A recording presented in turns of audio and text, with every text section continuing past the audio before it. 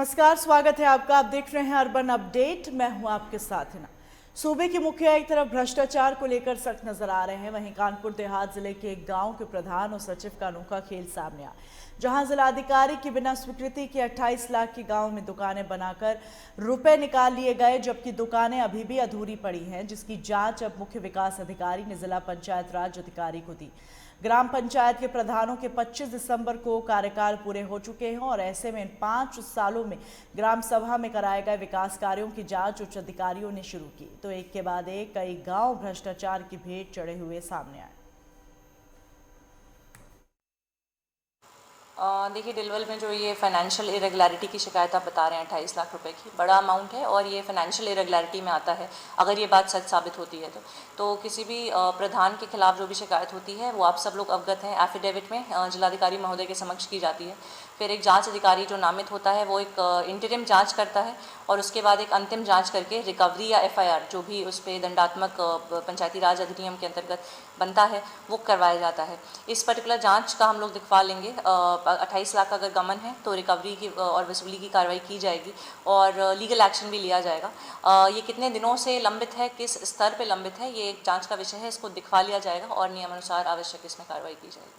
सूबे के मुखिया योगी आदित्यनाथ भले इस बात के दावे करते हो कि भ्रष्टाचार मुक्त यूपी हो चुका है, लेकिन आला अधिकारी हैं और उन्हीं के सिपा सलाहकार चाहे विधायक हो चाहे ग्राम प्रधान हो, उनकी शाख पर बट्टा लगाते रहते हैं। ताजा मामला कानपुर देहात का है, जहां एक ग्राम प्रधान ने बिना जिला अधिकारी की परमिशन के अधिकारियों को गुमराह करके 28 लाख रुपया निकाल लिया।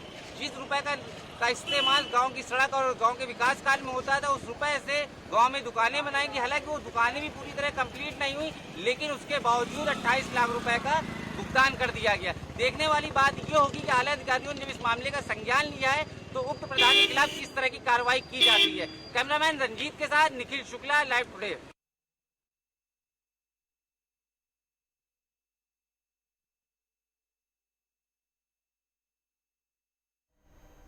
मैनपुरी के घिगोर में बना रोडवेज बस स्टैंड अपनी बदहाली पर आंसू बहा रहा है। बता दें, लगभग 13 साल पहले इस रोडवेज बस स्टैंड को मंत्री जयवीर सिंह द्वारा स्वीकृत किया गया था और कुछ समय तक रोडवेज बस स्टैंड पर बसों का आना जाना चालू हो गया। उसके बाद सरकार बदल गई और रोडवेज बस स्टैंड खंडहर में तब्दील हो गया।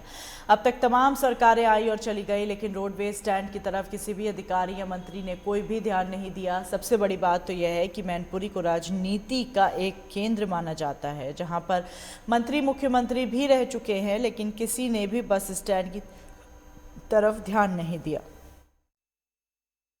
अब ये काफ़ी दिनों से ये बना हुआ है और बंद पड़ा हुआ है। कई एक सरकार आई, 2-3 सरकार बदल गई, सरकार का कोई इधर ध्यान नहीं है। हम लोग चाहते हैं कि यहाँ पर ये चालू हो जाए तो हम लोगों की आने जाने की व्यवस्था हो जाएगी। सरकार कोई ध्यान नहीं देती है, डला हुआ है, सब उजड़ चुका है। सरकार में बना हुआ था, तब से अभी तक कोई चीज़ पे कोई सुनवाई नहीं, चालू हुआ नहीं हो। उद्घाटन होकर बंद हो गया था, उसके बाद जनता मांग कर रही है इसको चलाने के लिए, सरकार कोई सुनाई नहीं कर रही है। बसपा सरकार में बना होता कहीं कोई सुनाई नहीं हो रही है। जनता मांग कर रही है कि यहाँ पर रोडवेज चालू होना चाहिए। तो यानी 15 वर्ष के पूर्व तक ये पहले बसपा गवर्नमेंट में बनाया गया था, जो कि इसमें 15 से 20 दिन के बीच में गाड़ियाँ रुकी। इसके बाद यहाँ कोई गाड़ी नहीं रुकती है। हम लोगों को, क्षेत्रीय लोगों को इससे भारी तकलीफ है, जो कि हमारे पहले अंदर से रोड थी सर, अब ये बाईपास बन गया है, जिसके कारण हम लोगों को रोडवेज की अधिक आवश्यकता बस रुकने की है। यहाँ काफ़ी समय से ये डला रहता है, खंडर डला हुआ है, जिससे कि यहाँ लोग आते जाते हैं, मगर न व्यवस्थाएँ हैं कुछ। यहाँ शासन में बना ये रोडवेज स्टैंड जो है आज अपनी बदहाली पर आंसू बहाता नजर आ रहा है। साफ तौर पर देखा जा सकता है कि शासन एवं प्रशासन इस पर कोई भी ध्यान देता नजर नहीं आ रहा। कैमरा पर्सन से कहेंगे ये बदहाली की वो तस्वीरें हैं जहां पर कोई भी जो है दिन में भी आना उचित नहीं समझता है, जहां पर काफ़ी गंदगी का अंबार लगा हुआ है। पूरा जो है रोडवे बस स्टैंड जो है क्षतिग्रस्त हो चुका है, जिसमें जो है शासन द्वारा करोड़ों रुपए खर्च किया गया था जब ये बसपा सरकार में ये रोडवे बस स्टैंड बनाया गया था, मगर आज अपनी ही बदहाली पर आंसू बहाता नजर आ रहा है। लाइव टुडे के लिए नफीस अली, मैनपुरी। भिंड के जगराम नगर हाउसिंग बोर्ड मुक्तिधाम की हालत बेहद खराब है। ना तो यहाँ कोई साफ सफाई दिखाई दे रही, ना ही कई महीनों से साफ सफाई की कोई व्यवस्था दिखाई दे रही। जगह जगह यहाँ पर डेड बॉडियों की राख, मटके, कचड़े के ढेर जगह जगह देखे जा सकते हैं और यहाँ पर जो पौधारोपण किया गया है उनकी भी कोई देखरेख नहीं है। देखिए, कल मैं एक मुक्तिधाम में गया था एक अंतिम संस्कार, और इसके पहले 1 महीने पहले भी मैं गया था। तो वहाँ भी जो गंदगी 1 महीने पहले जिस तरह से पड़ी थी, वही गंदगी कल मुझे फिर से वहाँ दिखाई। और जबकि कई बार मैंने कलेक्टर साहब को, नगर पालिका सीएमओ को फोन के द्वारा, शिकायतों के द्वारा अवगत कराया गया, लेकिन उसके बावजूद भी उसकी बिल्कुल रखरखाव या सफाई की कोई व्यवस्था नहीं थी। तो मेरा कहना ये है कि अगर मुक्तिधाम में व्यक्ति संकट के समय, दुख के समय में जाता है और वहाँ भी अगर उसको अगर इस तरह से बदहाली जैसी व्यवस्था अगर हालत में अगर जा रहा है, तो निश्चित तौर पर जिला प्रशासन और नगर पालिका प्रशासन के लिए दुख की बात है।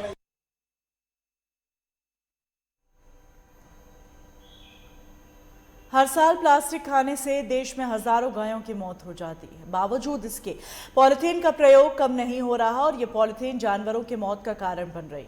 खाने की तलाश में जानवर पॉलिथीन को अपना निवाला बना रहे हैं और उसी से इन बेजुबान जानवरों की मौत हो रही है। रिपोर्ट देखिए।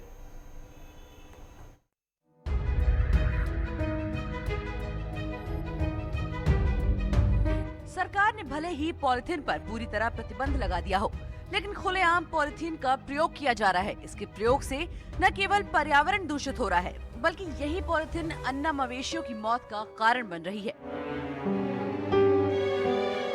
दरअसल दुकानदार सामानों को पॉलिथीन में डालकर आम लोगों को देते हैं और उस पॉलिथीन में कूड़ा डालकर फेंक दिया जाता है। इसके बाद नगर पालिका इस कूड़े को शहर के बाहर डंप कर देती है, जिसमें खाने की तलाश में सैकड़ों अन्य जानवर पॉलिथीन को अपना निवाला बनाते हैं और पॉलिथीन मौत का कारण बनती है। समस्या कुछ नहीं है, बस यही जो पॉलीथीन है ये इसी का है। और क्या, पॉलीथीन जाने कितनी उड़ उड़ के रोड में जाती है और ये गाय खाती हैं और गाय खा खा के इधर उधर जाती हैं कहीं। और पन्नी के अंदर जो शहर का पूरा शहर का कचरा आता है यहाँ पे एकत्रित होता है और ये कचरे से बदबू बहुत आती है। ये कचरा में बदबू बहुत आती है बस। और हमारा कुछ नहीं कहना, यही कहेंगे कि ये कचरा यहाँ से थोड़ा इसके ऊपर मिट्टी डल जाए तो बहुत अच्छा रहेगा।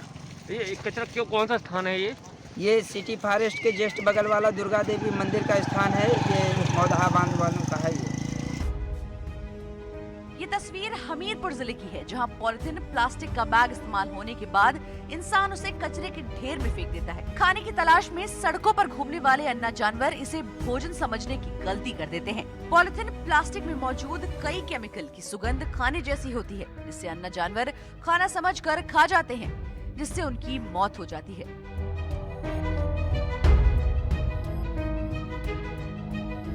जिला मुख्यालय के सिटी फॉरेस्ट के पास नगर पालिका जिला मुख्यालय का कूड़ा डंप करती है, जिसमें लाखों की तादाद में कूड़े के साथ प्रतिबंधित पॉलिथीन बैग दिखाई देता है, जिससे अंदाजा साफ लगाया जा सकता है कि जिले में खुलेआम भारी मात्रा में प्रतिबंधित पॉलिथीन का उपयोग हो रहा है और उसमें लगाम लगाने वाले अधिकारी हाथ में हाथ धरे बैठे हैं।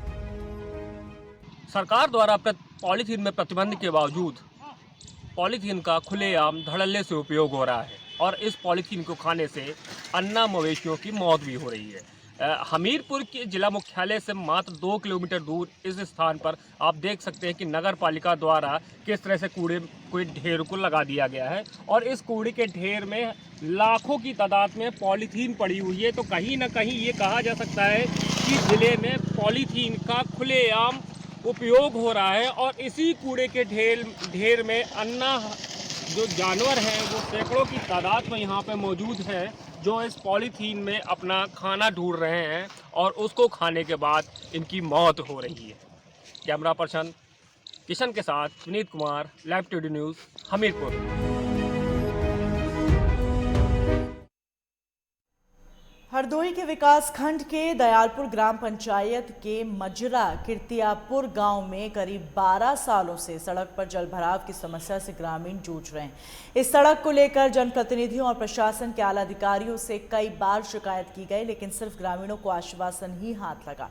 वैसे तो सूबे के मुख्यमंत्री ग्रामीणों और शहरी सड़कों को गड्ढा मुक्त कराने के फरमान जारी कर चुके हैं, लेकिन हरदोई के कीर्तियापुर गांव की सड़क को देखकर सरकार के फरमान हवाई साबित हो रहे।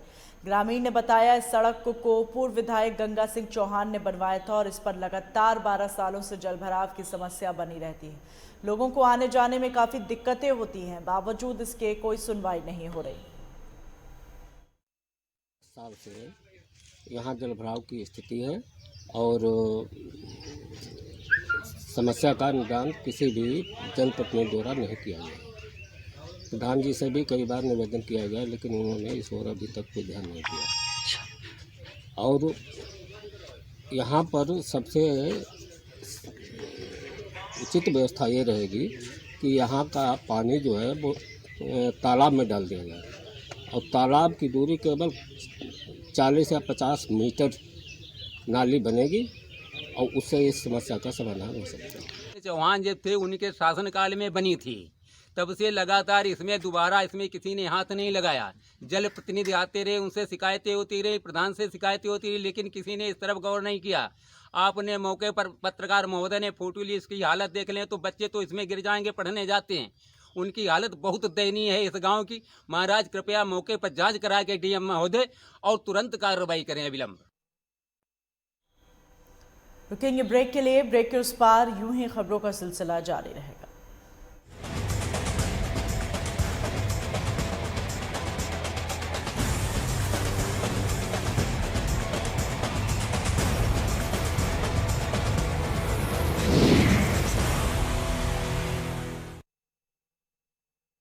सब कुछ आजमाया और तब मैंने माना कि सिर्फ सच्ची सहेली ही है महिलाओं के उन मुश्किल दिनों की हर समस्या, जैसे कठिन दर्द, अनियमितता, खून की कमी, थकान व कमजोरी जैसी सभी प्रॉब्लम्स के लिए नंबर 1 औषधि एवं टॉनिक। अगर नौकरी में तरक्की न मिलने, आपसी संबंधों में खटास होने, घर वालों से सम्मान न मिलने या घर के निरंतर कलेश से हैं परेशान, तो कॉल करिए 9795777775 पर, जहां आचार्य धनंजय जी आपको देंगे हर समस्या का समाधान।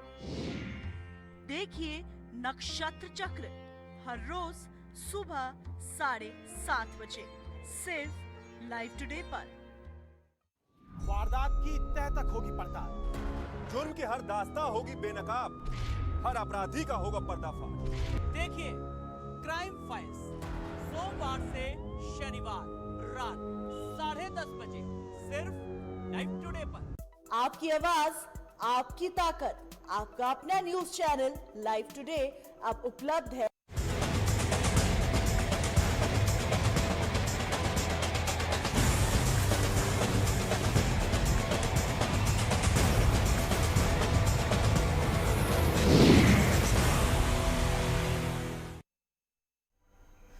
ब्रेक के बाद स्वागत है आपका।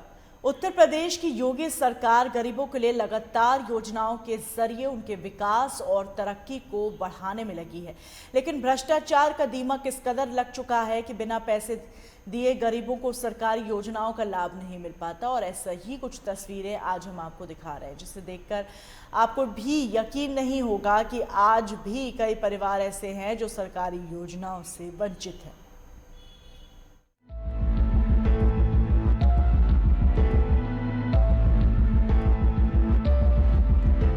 तस्वीरें बाराबंकी जिले की हैं, जहां सरकार की योजनाएं तो पहुंच रही हैं, लेकिन उन योजनाओं का लाभ नहीं मिल रहा। बाराबंकी जिले के ब्लॉक मसौली के बांसा गांव में दर्जनों गरीब परिवार हैं, जिनकी हालत बेहद खराब है। ये लोग सरकारी योजनाओं से वंचित हैं। लोगों का कहना है कि पैसे और ऊंची पहुंच वालों को ही सरकारी योजनाओं का लाभ दिया जाता है। मैं 20 साल से यहाँ रह रही हूँ, मेरे पास कोई लाभ नहीं सरकार से मिली है, कोई लाभ नहीं मिली। ना बम्बा है, ना रास्ता है, ना आवास है, ना जॉब कार्ड है। सफ़ेद कार्ड है वो भी गल्ला शुद्ध मिलता ही नहीं। क्या करें हम, कैसे बच्चे रखें, किस तरह रहे हम। मजदूरी नहीं लगती है, छोटे छोटे बच्चे छोड़ के जाओ परारे खेत में, आज पैसा ले लेना कल ले लेना, कैसे खाना बनाए कैसे रहे हम। हमारी कोई नहीं सुनता, इसीलिए तो हम ऊपर जा रहे हैं। सर दिक्कत क्या, मतलब जो है ना लैट्रिन बनी है, ना हमें कोई लाभ मिली है, मतलब ना हमारा कोई राशन कार्ड भी बना है। इसी में रहते 5-6 सालों के 2 हमारे बच्चे हैं, फड़ुए का काम करते हैं और 200-250 रुपये मिलते हैं। अगर काम लगा तो लगा, वरना ऐसे ही रहते हैं, बेरोजगार हैं, कोई काम नहीं है। यहाँ पे सर कोई लाभ नहीं मिली, ना हमारी लैट्रिन भी बनी है, कितने बार फार्म भरा है, ना ही तो हमारा मतलब जो है फार्म भी भरे तो हैं लेकिन बीच से फाड़ दिए जाते हैं, वहाँ तक पहुँच ही नहीं पाते हैं। सर हमारे पास रहने को मकान नहीं है और हमारे पास नापदान पड़ा है, खुला में नहाते हैं हम लोग। और हमारे छोटी सी बच्ची थी और जो है हमारे आदमी का एक्सीडेंट हो गया, आँख का अंधर है, पाँव तो टूट है, ना मजदूरी करे जा पावत है, ना कुछ कहूँ नहीं जा पावत है। दिन भर इधर उधर मजदूरी करी थन, बनाई थन, खाई थन। हाँ। कितने साल हो गए? अरे कम से कम हो गई 8-9-10 साल हो गई इनका एक्सीडेंट होने, और वही के पहले से नहीं कुछ कही पावत है। बाराबंकी जिला मुख्यालय से 15 किलोमीटर दूर ब्लॉक मसौली का ये बासा गांव, जहां सरकारी योजना के नाम पर गरीबों से पैसों की मांग की जाती है। लोगों का कहना है कि ग्राम प्रधान और पंचायत सचिव सरकार की योजनाओं को गरीबों तक पहुंचने नहीं देते हैं, जिसकी शिकायत महिलाओं ने डीएम से की थी। जिसके बाद खुद आरोपों से घिरे यहाँ के पंचायत सचिव सतीश कुमार वर्मा ने उच्च अधिकारियों को गुमराह कर बिना जांच किए ही अपनी मनमानी जांच रिपोर्ट जिलाधिकारी को भेज दी।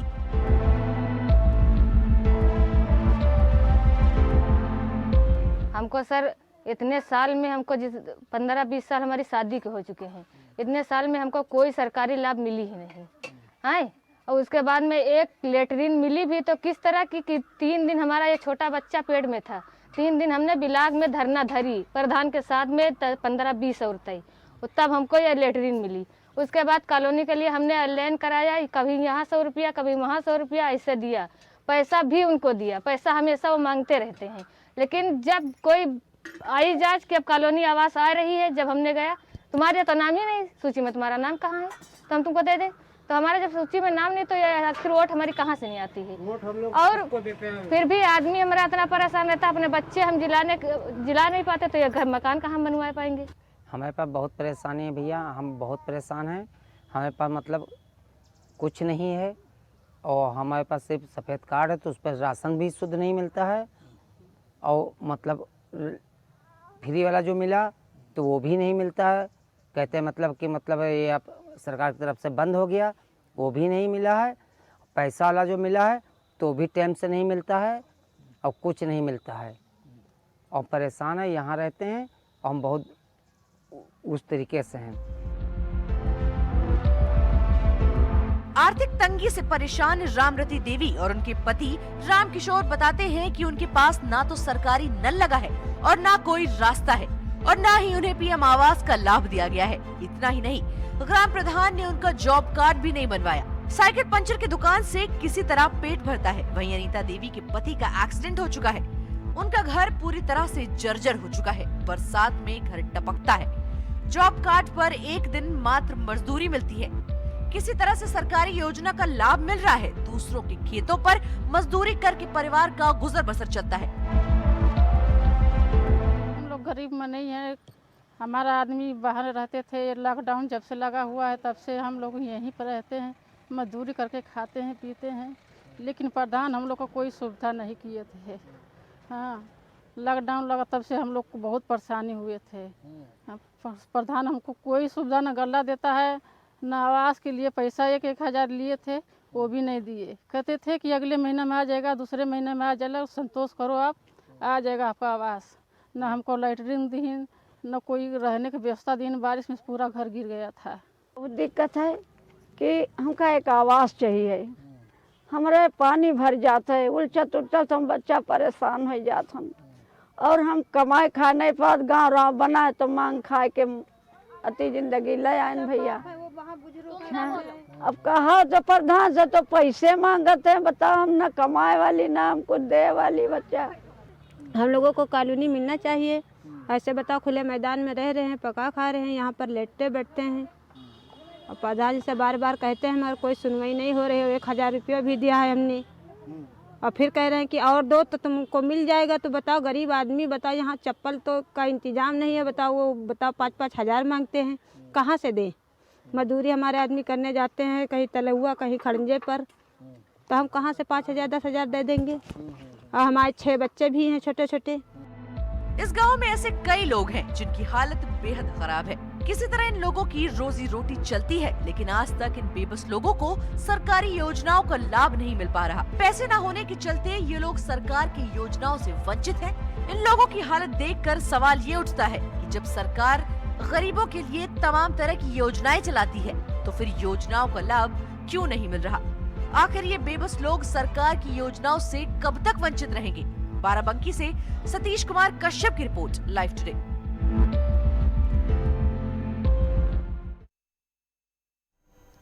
सरकार गांव में विकास के लिए लाख कोशिश कर ले, लेकिन सिस्टम के आगे सरकार की उम्मीदों पर पानी फिरता नजर आ रहा है। ऐसी कुछ तस्वीरें आज हम आपको यूपी के बांदा जिले से दिखा रहे हैं, जहां जिम्मेदारों की मिलीभगत से सरकार धन का जमकर बंदरबाट किया जा रहा है। तस्वीरों में खुद देख सकते हैं, गांव में पक्की रोड और नाली न होने के चलते घरों का पानी रास्तों पे फैल गया और रास्ते कीचड़ से पटे हुए हैं और उसी रास्ते से लोगों को आवाजाही करनी पड़ती। शहर से सटे हुए ग्राम पंचायत चतिहारा में पिछले कई दशक से रास्ता न होने की वजह से लोगों को भारी दिक्कतों का सामना करना पड़ा है और आज तक गांव में एक भी सीसी रोड नहीं बनवाई। वहीं अब इसके बारे में स्थानीय लोगों से बात की गई। उन्होंने बताया कई बार अधिकारियों को लिखित और मौखिक माध्यम से अवगत करा चुके हैं, लेकिन सुध लेने वाला कोई नहीं।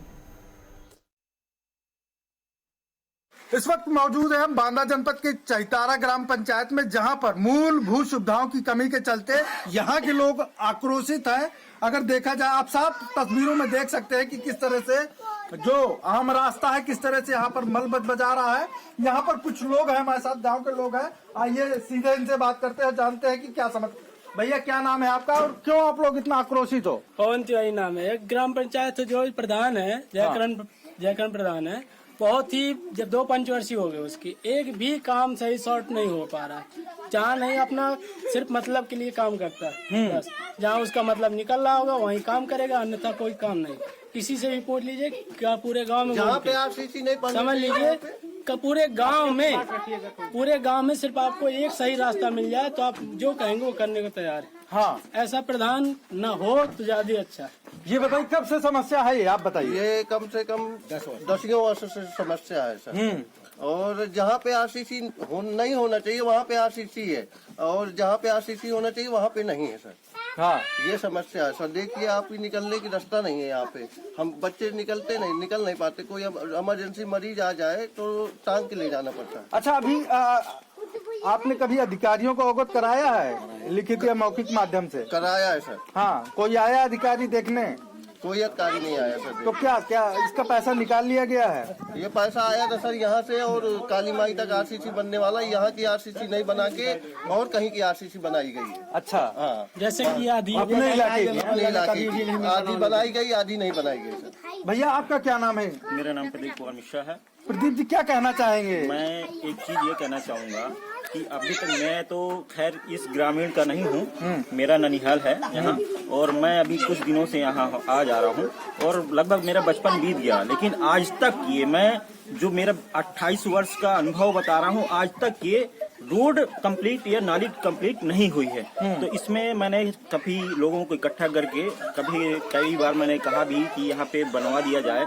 तो मैंने एक सेना बनाई, भारतीय करनी सेना में मैं उसका जिला अध्यक्ष हूँ। फिर मैंने बच्चों को इकट्ठा किया और आज मैं इस मुद्दे को लेके आगे बढ़ना चाहता हूँ और ग्रामीण को स्वच्छ बनाने का अभियान मैं चलाने वाला हूँ।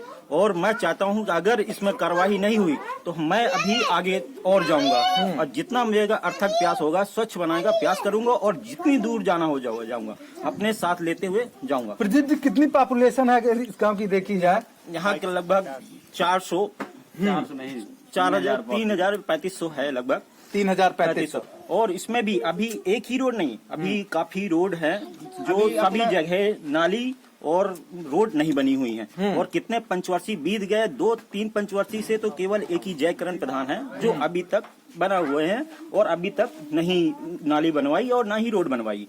उसका प्रावधान मैंने कई बार बता भी चुका हूं और मैं अभी आगे इसमें करूंगा। हाँ, तो और भी कितने ऐसे इलाके हैं जहाँ पर इसी तरह की समस्या? और भी ऐसे पीछे वाला इलाका पीछे भी हैं। अभी इसके आप जाएंगे यादवपुरवा और मंदिर अपना राम जानकी मंदिर है, उस रोड पे इससे ये तो अभी कम, इससे भी ज्यादा खराब है। वहाँ पे तो पैर डूब जाते हैं। और भी लोग हमारे साथ हैं, उनसे बात करेंगे। भैया क्या नाम है आपका? वीरेंद्र कुमार मिश्रा नाम। मिश्रा जी क्या कहना चाहेंगे, क्या स्थिति है आपके गांव की? हमारे गांव की आपके सामने दलदल आज कई सालों से भोग रहे, और कहने पर भी इसका आरसीसी पास ग्राम सभा में नहीं बनवाए, नहीं डलवाएंगे। क्या दबंगई भी दिखाता है? बिल्कुल दबंगई की बात उसने की। इसके वो एक लड़का पानी एक्सपायर हो चुका है जो रेलवे में था, उसके सामने की बात थी स्कूल में। तब बात हुई थी कि नहीं ये आरसीसी हम देंगे, ये आरसीसी बनेगी काली माई के नीचे तक। और नाली सहित की बात थी, नाली सहित होगा तो आदि बनाया। इसके बाद तब जमवाड़ा था सब अभी होगा, तब उसने कहा कि हाँ अब इसके बाद खेल खत्म। बाबा क्या नाम है आपका? मेरा नाम अशोक कुमार शास्त्री है। क्या चाहते हैं, किसकी जांच होनी चाहिए? इसकी जांच होनी चाहिए और गौशाला की भी जांच होना चाहिए। बहुत से गाँव भूखों के मारे गाँव मर गयी। एक शौचालय इसने बनवाया यहाँ पे है बारात घर के पास, उसमें बड़े बड़े गड्ढे खोदवाए तो एक बड़ा अच्छा सांड था, वो कूद गया, रात में आदमियों से पहटवा दिया तो कूद करके मर गया। उसको जो है ट्रैक्टर से घटीस करके और जिंदा सांड बाहर फेंकवा दिया, उसको आज कुत्ता खा रहे हैं। सबसे पहली बात तो ये है कि ये गौशाला में जो 30 रुपए गाय मिलती है वो पूरा पैसा हजम कर रहा है और 1 रुपया का काम जो है गौशाला में नहीं कर रहा। तो बिल्कुल आपने सुना, ये शहर से लगे हुए चहितारा गांव की जनता थी जिसको आप सुन रहे थे। तो साफ तौर पर आप तस्वीरों में देखिए, मैं अपने कैमरा सहयोगी कुलदीप जी से कहना चाहूंगा कि दिखाएं। और ये समस्या आज की नहीं है, करीब 1 दशक से ये लगातार समस्या जस की तस बनी हुई है। यहाँ तक कि मुख्यमंत्री योगी आदित्यनाथ सख्त अधिकारियों को निर्देश दिए हैं कि जिस भी प्रकार उन्होंने गड़बड़ झाला किया है उनके खिलाफ जांच की जाएगी, उनके खिलाफ सख्त से सख्त कार्रवाई की जाएगी, उनके सलाखों के पीछे भेजा जाएगा। तो अगर देख रहे हैं हमारी बांदा की ये तस्वीर तो देखिए, और ये प्रधान क्या कर रहा है इस पर कार्रवाई करिए। कैमरा सहयोगी कुलदीप त्रिपाठी के साथ मैं बीडी मिश्र, लाइव टुडे बांदा।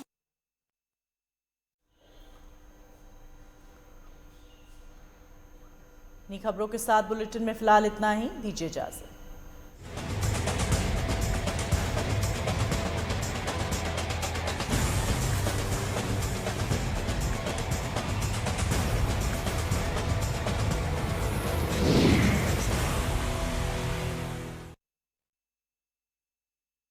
सब कुछ आजमाया और तब मैंने माना कि सिर्फ सच्ची सहेली ही है महिलाओं के उन मुश्किल दिनों की हर समस्या, जैसे कठिन दर्द, अनियमितता, खून की कमी, थकान व कमजोरी जैसी सभी प्रॉब्लम्स के लिए नंबर 1 औषधि एवं टॉनिक।